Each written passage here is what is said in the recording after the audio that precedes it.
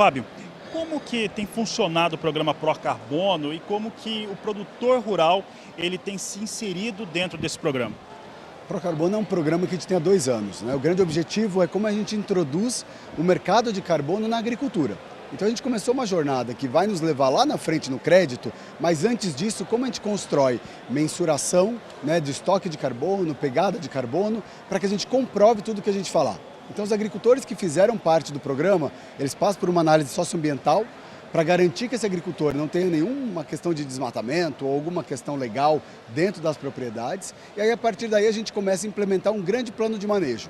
Então, pelos próximos 3 anos, essa fazenda vai sofrer algum tipo de intervenção, né? Para isso, a gente tem uma rede de consultorias que suportam esse manejo. E o nosso papel é ir mensurando o impacto desse manejo ao longo desse tempo nessas propriedades. Então é um programa que foca, sim, na inserção do mercado de carbono, mas agora o foco na produtividade com sustentabilidade das propriedades.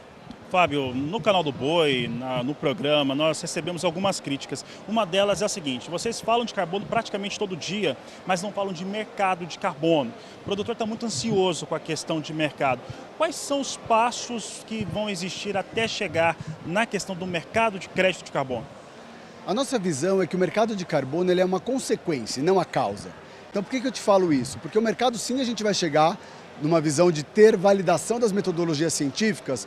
Nos próximos 1 ano a gente deve ter essa validação para que a gente possa atingir esse mercado de carbono. Mas até lá, o que é importante é o agricultor entender que produzir mais, com mais sustentabilidade, significa ter mais carbono no solo.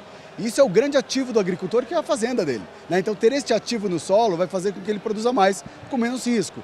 A sequência disso é olhar para cadeias de baixo carbono. Então, por exemplo, como que eu vou trabalhar com commodities, soja, milho, que tenham baixa pegada de carbono para conectar isso com a indústria? E o terceiro elo disso, sim, é o crédito de carbono.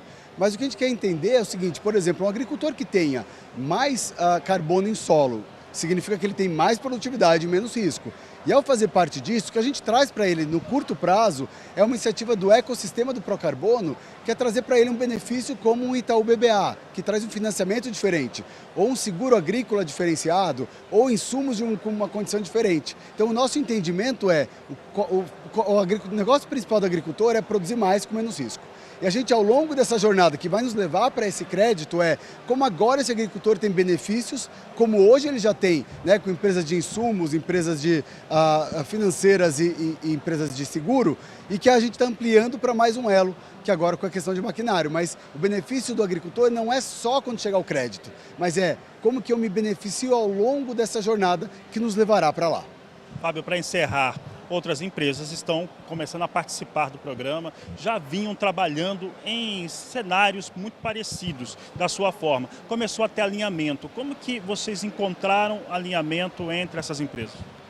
Essa transição para esse mercado cada vez mais sustentável, onde a sustentabilidade ela deixa de ser, né, um compromisso só, né, de uma liderança, e passa a ser o dia a dia das fazendas, o dia a dia das empresas, o dia a dia da transformação na agricultura, ela faz parte não só de uma única empresa. Então a gente entende como companhia, como Bayer, que faz muito sentido a gente ter cada vez mais parceiros, em vez de a gente disputar e discutir quem é mais ou quem é menos, convergir as ideias. E é nesse sentido que a gente enxerga que esse ecossistema vai crescer, né? Então parcerias como essa com a Fendt, elas são super importantes para a gente reafirmar que é importante não só numa ótica de insumos ou de financiamentos, mas numa ótica assim, de maquinários também olhar para isso. Então a gente enxerga que é um movimento que ele começou sim, né, num grupo de empresas, mas se ele não tiver, né, uma convergência, a gente talvez vai gerar muito mais dispersão e mais tempo para chegar lá. Então, para transformar a realidade, a gente vai precisar de acadêmicos, de consultores, de parceiros, de empresa, de indústria, de produtores,